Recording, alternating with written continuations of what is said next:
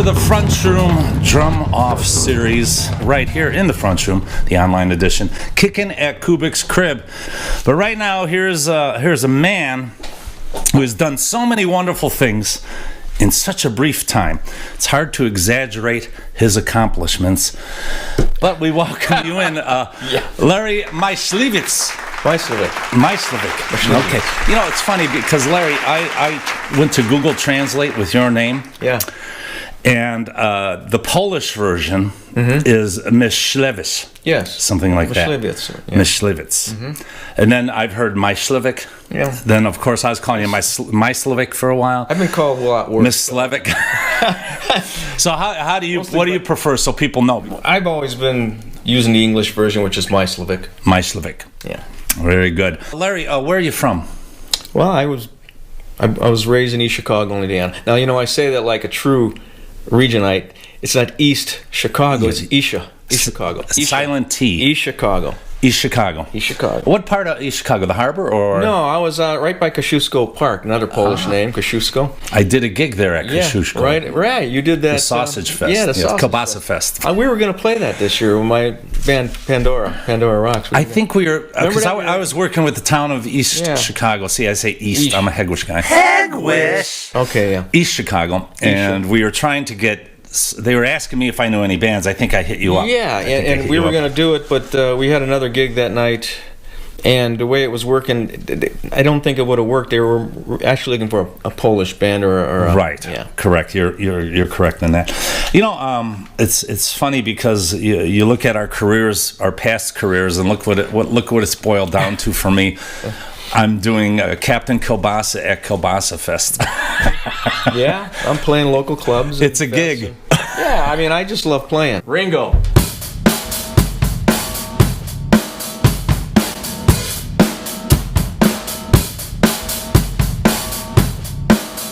For me, it's kind of a physical thing as well. Physical. It's an athletic event. Especially when I used to do with Skafish and Iggy. I mean, those were athletic events. I mean, 2 hours of just constant all-out energy, you know. Sometimes I do some snare work and I put my head down and slap myself in the forehead, that hurts. I haven't broke a drum head in a long time. No, I don't. I really haven't, and I think it's because I play with a little more finesse these days. Yeah, exactly, and quieter and less frantic. And, There's a way to play loudly without using a lot of energy. And I use wrist a lot. I use wrist action, the rim. It's funny you say that because Chapin, the guy that did all the Moaller technique and all that. Right. Harry was his son that did all the recording, but died. Died in a car crash. Jim Chapin, phenomenal drummer back in the day. He goes, you better learn how to adjust your technique as you get older, or you won't be playing. And I always thought of that, and I go, he's right, because in the old days, I mean, you played, you slammed, you played a lot of energy. Now it's more wrist, it's more finesse, it's a little bit easier to, because your body can't keep doing that. I used to break cymbals because I would have the cymbals kind of high and I would be bashing. You're doing those Sabbath songs you used to want to play or Led Zeppelin, and I didn't have the technique. I was more caveman, archaic, and smashing the cymbal where now you could slice the cymbal, and it's not like cymbals are expensive. Yeah. And when you get a nice cymbal, you hope it doesn't break. Yeah, you don't want to lose it. I still got my first cymbal. You still have your first? I don't use it anymore, but it's the first cymbal I got with my drum set in 1965. I got my first drum set in 1965 as well. Where'd you get yours? Remember Lion and Healy. Lion and Healy. I got mine at Foster's Music in Hammond. I like to replace my drum heads very often. I have to be honest with you, I leave mine on until they really start getting bagged, until I can't tune it. And I could usually tell right away when the tuning goes. Yeah. It's funny because I had an old 68 Ludwig set back from the days when I was playing in the band in the 90s with the Matter Rose Band. And I had the set down here just about 2 years ago. I was looking at the bottom heads were the same bottom head. If you look at like Carl Palmer, all these Phil Collins too. I know where you're going with this. Yes. They would take the top head off and put it on the bottom. When you saw the shots, the pictures, they got an old used head on the bottom. Why? Right. They had money. Why the hell didn't they just buy a new drum head? I think it was just being maybe frugality. Maybe they didn't have that much money because early on in their career, a lot of these guys didn't. A lot of jazz guys did that. I mean, you see all the old jazz players, and I'm thinking, why the hell didn't they just put a fresh head? Because the resonant head is very important. People don't realize that. I like to keep those unscathed. You know, they're not hit. Why drums? Why drums? Why not the flute? I think I was always a primal type of a being. I like to hit things, you know. I mean, I don't hit people, but I mean, I like to hit things. I like the feel of connecting. You know, I did a lot of martial arts training and stuff, and I like that feel of connecting, you know, whether it's on the bags or whatever. But the drums, I don't know. I mean, because it was before Ringo. I mean, I definitely started playing, like I said, I did a little little drummer boy when I was in grade school and stuff. You were born in 53? 53. Parents bought me, you know, those toy drum sets at Christmas that you break as soon as you hit them because they're cardboard heads. I remember getting those and starting on those and then turning on the garbage cans, you know, I'll turn the garbage cans over, and it was coffee cans, you know, the Folger coffee cans with the plastic. Now, those actually held up pretty good. I used to use coffee cans early on. Those big coffee cans with the plastic tops. Like the Hills Brothers bits. Yeah, they held up pretty good, you know. And I bet you all your baby pictures are black and white. Yes. Well, kind of, some of them are sepia.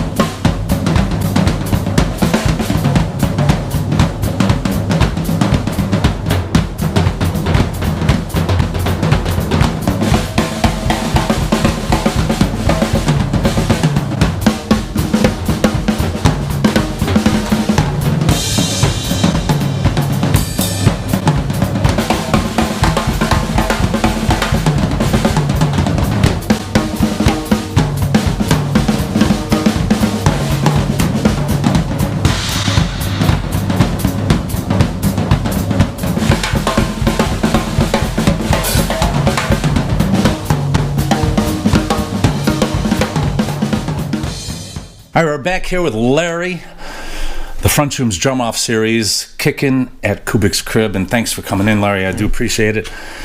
Just did a bit of drumming, and because we like drums. Touring with Iggy, you went to New York to do rehearsals. It was a loft somewhere in Manhattan. I mean, not a loft, but I mean, it was several stories, and a guy was renting, another musician was renting that place, living in it. This guy was in a band called Regina and the Red Hots. Oh, I remember that band. Yeah. Why do I remember that band? His name was Nez Per Se. He was an Indian guy, like, you know, American Indian type guy, and he lived in this room. I mean, this was a big room, I mean, but the whole floor, you know, was... How fun to have Iggy Pop rehearse at your place. Yeah, it had to be pretty cool, huh? When I first got to New York City, I was standing on 39th and 8th Avenue. There was a place called the Music Building. I was at that building for auditions, and I had a Hegwish Records t-shirt on. A Genesis t-shirt, and on the back it had Hegwish Records. Hegwish Records. And I'm standing hailing a cab on 8th Avenue, and I hear this voice go, "Yo, Hegwish." And I'm thinking to myself, who even knows how to pronounce Hegwish from New York City? I turn around, as this guy, Steve Missel. Now, I don't know if you know Steve Missel. He's a Hegwish guy. And as it turns out, he was doing some sessions with this guy called Billy Idol. And I had never heard of Billy Idol. I wonder who that is. He had a Generation X prior. In the 70s. So I said, well, I never heard of him. He goes, yeah, he's putting out a record. But Steve Missel actually played on White Wedding and that whole album. You do a lot of studio work? Did you ever do studio work? I did a lot of local studio work here for different projects, and then I did some in L.A. And when I did it in L.A., you had the first thing I had to run out was buy is a Simmons electronic drum set back in, it was about 87 or whatever, because you couldn't get a gig unless you had electric drums back then. How were those Simmons? I never... Yeah, they were like playing on tabletops. I mean, the first ones that came out were very hard, and they were analog for the most part. So they were, you know, that weird, you know, that sound that they didn't produce a real drum sound back then. But I mean, everybody was using them on records and stuff, so you had to have them. I mean, I ran out and bought a set. What were they, like 5Gs or something back then? Yeah, well, I paid like $3,500 for these damn things or something, I think. The first electric drums I had was called a Sinar. One round bit, right? Yeah, and you had it looked like a flying saucer. The knobs were right along the thing. Like on a little angle. I used that with Skafish a lot, yeah. And that was, it had a rubber top. Had a rubber top. Yeah. And what did it do? Just that one noise? Pretty much. It's funny when I started this drum off series and I started inviting drummers and I called it drum off. That's why my wife said, "Why don't you call Kickin' It at Kubic's crib?" It's not about battling drums. It's not who's better than anyone else. Yeah. I'm not a great drummer. I'm not a good soloist. I mean, I don't play drum solos. I don't like playing drum solos. I do like listening to drum solos, but only by certain people who can play them. I mean, I'll listen to Buddy Rich, Joe Morello do it. I mean, and I'm mesmerized by the techniques. And, some of the modern guys like Steve Smith and stuff and Joe Mayer are phenomenal. But, I just don't like playing a drum solo. Depends what you do on the drum solo. I mean, I like the ones that are kind of worked into a song. Mm-hmm. Kind of what you did with Sign of the Cross. A Sign of the Cross, where you do that soloing.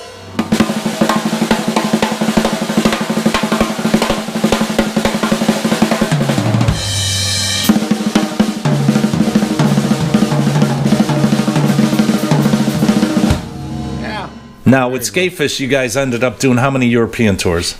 We just did the one major one with the Police. With the Police. And XTC and a few other bands. UB40 was on some of it. English Beat played some of the shows. See, we were on Miles Copeland's record label. Miles Copeland manages the Police. His brother is Stuart, the drummer. So he put us on tour with the Police on this was like a European thing where a lot of festivals, we did a lot of big festivals. And then we would do some smaller clubs on our own, as Skafish, but for the most part we were traveling around with them, and it was like traveling in a circus. I mean, it was just crazy. I mean, you're either on a bus or you're in a van or you're flying. I remember flying over to Ireland with Squeeze. Squeeze was also on that tour, So they were on the plane. We were on this little prop. They call them, they're jets. What do they call them? They're jets, but they have a prop. I mean, too. Well, they're a plane. They're a plane. That's a plane. And, I mean, a jet is a jet. We were rocking. You had the old propeller planes. Yeah, but it was... 2 propellers, 4? No, it was a turbojet, I think they call it. It is actually a jet, but it also has propellers. I know what you're talking about now. I'm not an aviation expert. I'm not either. But it definitely was a jet with propellers, and we flew over to Ireland to do the... it was like right by the Guinness Castle. But I remember that night, after that show...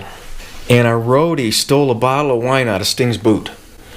And it was just a crazy night. I mean, we were actually in a castle, sleeping and partying in a castle with the Police and Squeeze and all these other bands. It was pretty magical. Now, I always get to see Iggy when he comes into town because I still keep in contact with Henry. Henry's still his manager. Henry McGrogan is a phenomenal guy. He was his manager back when I was with him back in 82 and 83. He's still with him, and phenomenal guy. So when he comes into town, I can always get a hold of him and say, "Henry, can you get me 2 or 3 passes?"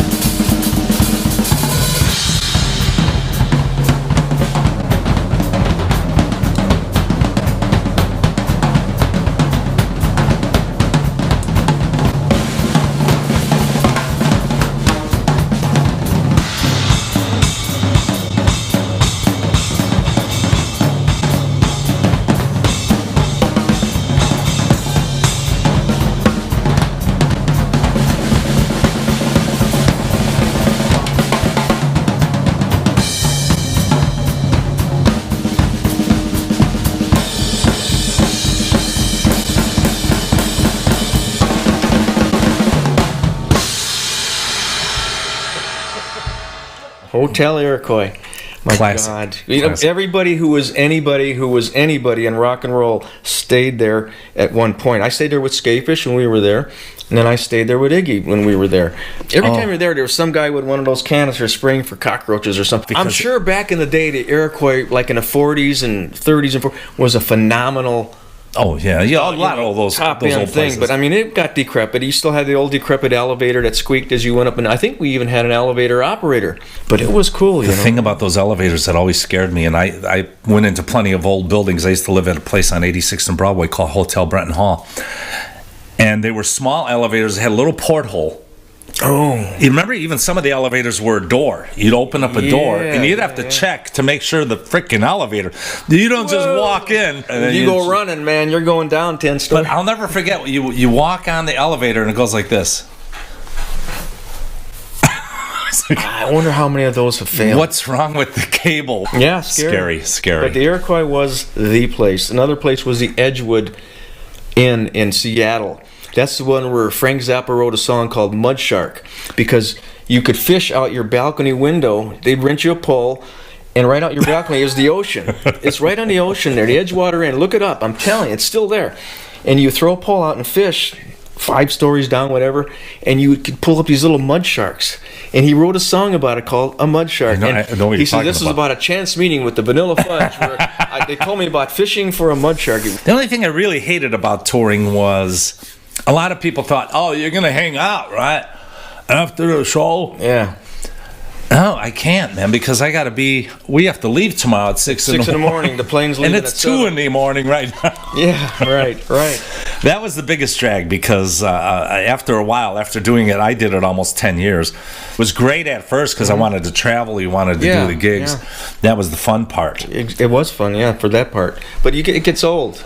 It gets old, and nowadays you want to go home. Yeah, you want your stuff. Tell me you didn't steal an ashtray from one of those hotels. Well, if I take you behind the bar here, I could take you with the nanny cam. Remember that? That's actually another Zappa song. I'm stealing the room. The Fluorescent Leach and Eddie, when he had the turtle guy sing, when there's it's on Eddie, 200 motels, because they were talking about how everybody goes to these hotels and they grab stuff. I mean, they'll steal the ashtrays, towels, things like that. A soap. I remember stealing a roll of toilet paper, because that way, hey, if you had a nice roll of toilet paper if you needed it, right, blow your nose. But, you never ruined a room. No, but I've seen Iggy do it. Oh, you have? Oh my God, he decorated one room. Oh my God, I don't know what pissed him off, but I mean, the room was just decorated. I'm like, holy shit, they'll never let us back in there. It's funny, with Matt Rose, we used to rearrange the furniture. Nicely, though. Oh, nicely.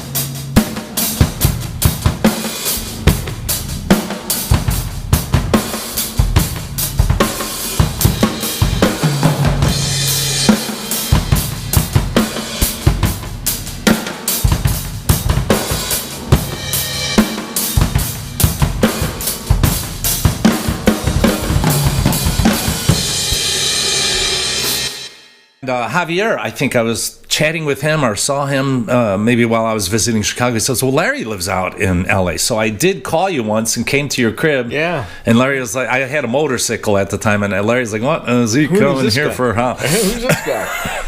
I don't know if you recall that, but you were on your front. You had a little bit of a front lawn, if I remember. Yes. I could barely remember because it was right near the airport. Yeah. And well, El Segundo was right next to LAX.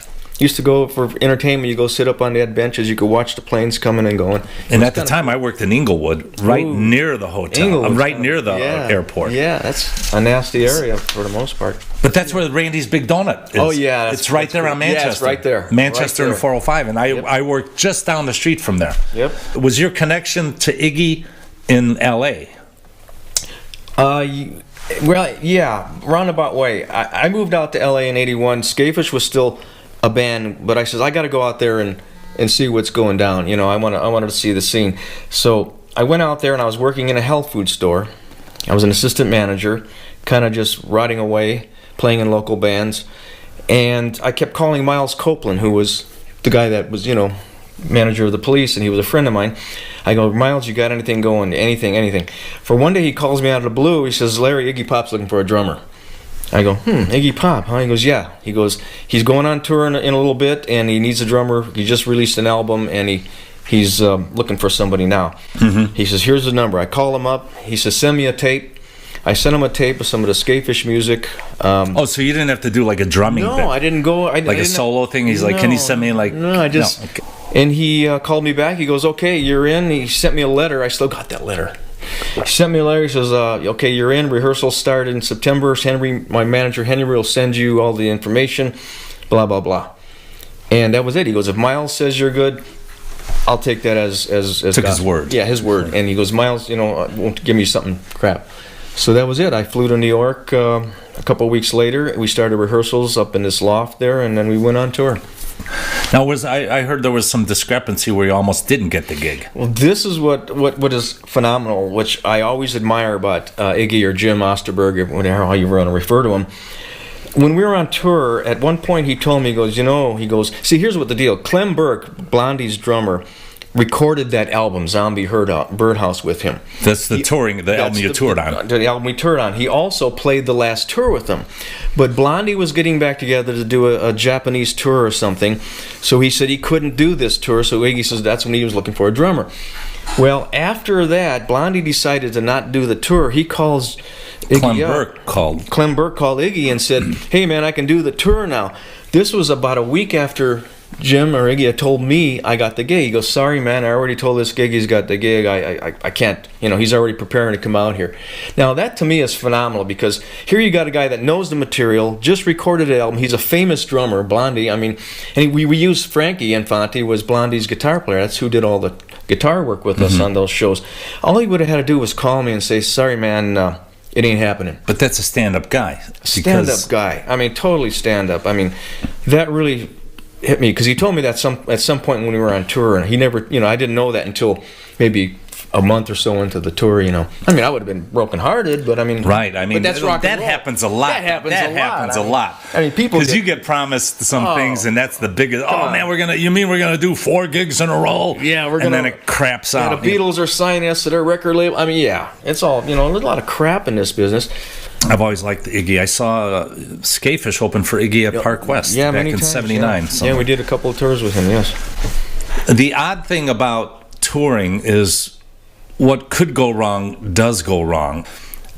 In fact, I have one little story. We were with Atlantic Records, and we were waiting to get some CDs. We wanted to sell some swag on tour.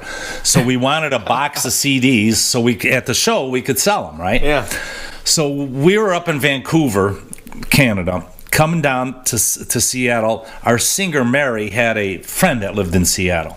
We're doing a show in Seattle, so we told the Atlantic Records to send the box of CDs to this girl's house. We did the show the night before. We had to do some things in the morning, and then we swung by, and UPS or whatever had dropped the box on the porch. So I run out, we grab the box, we got to head down to Portland. And we grab the box, throw it in the car. We don't even open it. We're just take off, heading towards Portland. We get to the gig in Portland. We open it up. It's dog food. What? She had our singer's friend had dog food delivered, and the box of CDs hadn't arrived. So they came the next day. We have a case of dog food. Well, like special you ate well. dog. At least you ate well. I remember when we were first starting our tour with the Police, and we arrived in London. We went to the IRS headquarters, Miles Copeland's office, and illegal records. So people don't think you're going for tax reasons. Yeah, and what happened was, a guy walks in and he goes, "Hey, we can't fit Skafish's equipment into the semi. There's too much. We got police in there. We got blah blah blah." And Miles looked at the guy and goes, "Put that equipment in that semi." And the guy goes, "Okay." When he wants something done, it got done. I remember a funny story when he came and spent the night at Jim Skafish's house when you were mixing the second album, I think it was, or recording it. He spent the night at Jim's house in a little guest house Jim has in back. In East Chicago. In East Chicago. East Chicago? Oh boy. And in the afternoon we went to eat at this Mexican restaurant next to the Supermercado in Indianapolis. You know? Yeah, Four Corners there. Right. And Miles is eating, we're all eating dinner there, and a baby was crying at another table. Miles got up, he walked over to the table, he says, "Can you quiet that kid down because you're interrupting our dinner? Shut him up." Something like that. Wow. I mean, that's how Miles was. Hey, you want to go sit down at the drums for a bit? What you want to do? Play little drums? Yeah, let's play little drums. Come on, let's go. Let's do that.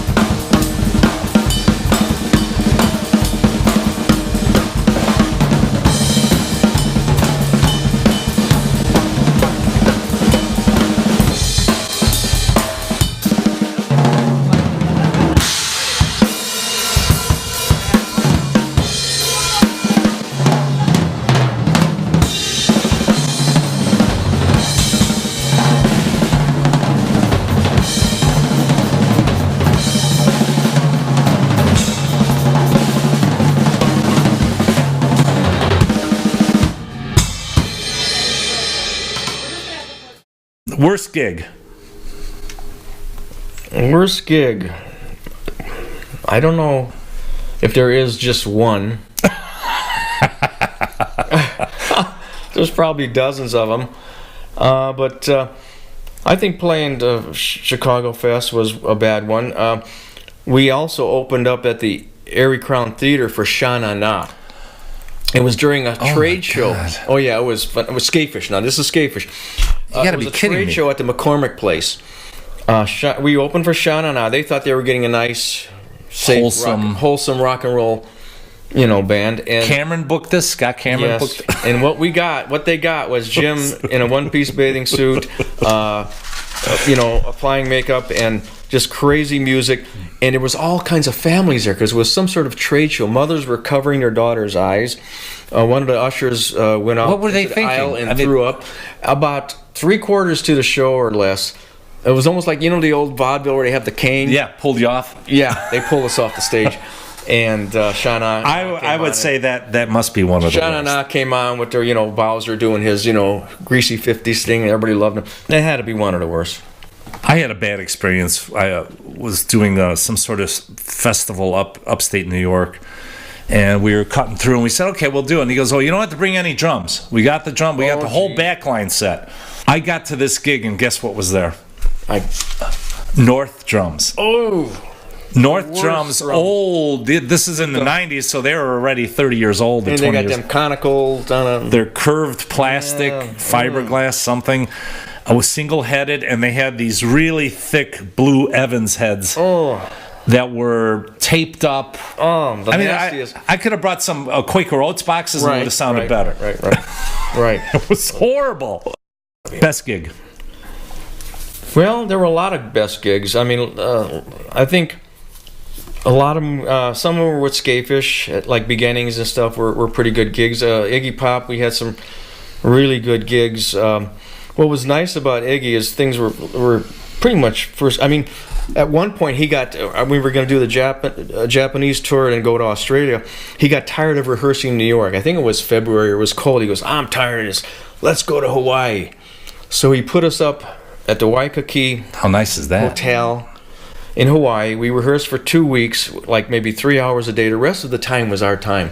I mean, I was driving around the island, eating pineapples, snorkeling in Hanauma Bay. Hula girls. I mean, it was very nice, laying on a beach. I remember writing home to a friend, my biggest decision today was, should I get the $10 air mattress or the $12.95 deluxe mattress? I mean, and then we played some gigs in Hawaii, which were cool, and then we flew over to Japan. And Japan was some pretty cool gigs, over there. Australia was good too, but I got tired. He put us up at Bondi Beach, which is a nice little cove there, and we had our own little hotels that had kitchens and everything. But the TV and stuff over and I hated that. Back in those days, I mean, we didn't have internet. We didn't have any of this. You could sit on your phone for 10 hours and entertain yourself. I mean, there was 3 channels on the Australian TV, and it was just It's kind of like the BBC. Yeah, yes, like the BBC. Just horrible TV. Put some TV on, man. After you've gone to the Barrier Reef, after you swam, after you went to, visited the cities, what else can you do? So we were there almost a month, I think, at least 3 weeks. And I got bored and I wanted to come home. Daryl or John from Hall & Oates? Neither. I have to go with John Oates because he's always creeping. They always put him in the back when he did the videos. Mm-hmm. They're like, John, why don't you get behind Daryl and just peek around? Oh, okay. And he'd always be, and they'd like, then Daryl would like cover him up. Kind of like photobombing, kind of. Drum cases or no drum cases? Locally, I just use soft cases. On tour, I always use hard cases because that shit's going in airplanes and. Depending on the tour, you're right. You'll have flight cases or something like that. I lost a snare drum once. It fell off of a large stage. Some guy was moving it, and it was an old Slingerland, big dent. It never sounded. It was garbage. I just tossed it eventually. Well, that happened to me when we were on tour with the Police and big semi. We were going around this hill or this mountain in France, and the whole semi toppled over. And the equipment some of it got crushed. My 1965 first snare drum I was using the Ludwig 400, at that point, the one I just got from my parents when I was started, and it got crushed. It looked like an eggshell, and some of my other things got broken. So they let me go to this shop in London after that and just pick out what I wanted. So I'll take that, I'll take that, I'll take that. I've given up on drum cases. Animal from the Muppets. Oh yeah.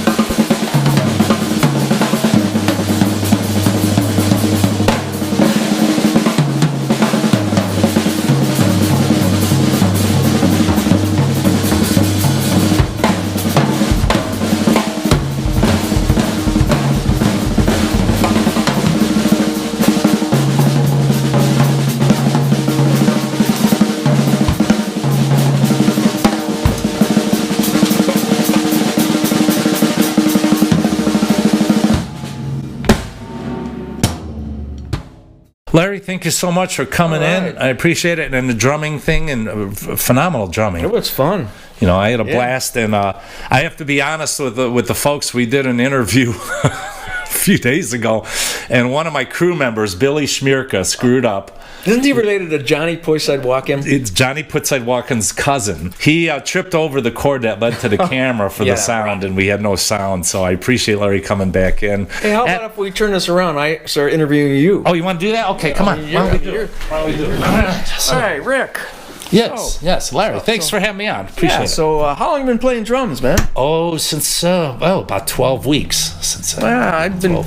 I've had a sore back. Sore back? Yeah. About a week back. I have a little bit of gout, so it really screws up my bass drum pedal. Yeah, you got to watch that gout, man. That stuff is something. What am I doing in your chair? The only time you're taller than him. Yeah. I gotta stand up. Here, let's just bend down in here. Larry, thanks so much for coming. All right.